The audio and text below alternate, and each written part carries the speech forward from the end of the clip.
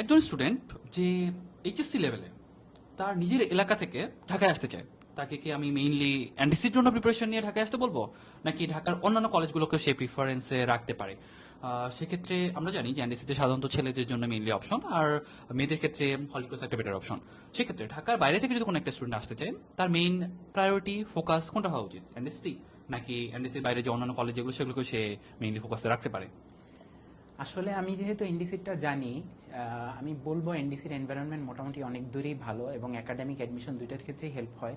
তবে এই ক্ষেত্রে আমি বলবো যে যেহেতু অ্যাডমিশন সবগুলোতেই দেওয়া উচিত, এবং তার চেয়ে বেশি যেটা বলবো যে অন্যান্য কলেজের যে সিনিয়র আছে ওখানকার পড়ালেখার সিস্টেম কীরকম, ওই ওরা কিভাবে অ্যাপ্রোচটা করে পড়ালেখার সময়, তো ওই অ্যাপ্রোচটা কি আমার পড়ার সাথে মিলতেছে কিনা বা আমার পড়ার ক্ষেত্রে হেল্পফুল হবে কিনা সেটা আগে যাচাই করে তারপরে আমাদের ভর্তি হওয়ার সিদ্ধান্ত নেওয়া উচিত।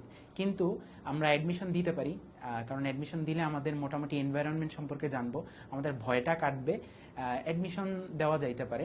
কিন্তু ভর্তি হওয়ার ক্ষেত্রে ওখানকার পড়ালেখার সিস্টেম কীরকম, আমার সাথে যাবে কিনা, আমি কোপ করতে পারবো কিনা, কারণ যেহেতু ঢাকার বাইরে থেকে আসতেছি, আমার থাকা খাওয়া তারপরে হচ্ছে পড়ালেখার সিস্টেম সেটা যদি না মিলে আসলে আমাদের 2 বছর পুরো লস যাবে। যে কারণে যাদের অভিজ্ঞতা আছে তাদের সাথে কথা বলা উচিত। আর যেহেতু আমি এনডিসিতে আসি, আমি মোটামুটি বলবো যে এনডিসির এনভায়রনমেন্ট মোটামুটি অনেক ভালো এবং এটা পড়ালেখার ক্ষেত্রে অনেক হেল্পফুল। আর বাকিগুলো যারা সিনিয়র আছে তাদের সাথে কনসাল্ট করা উচিত আগে।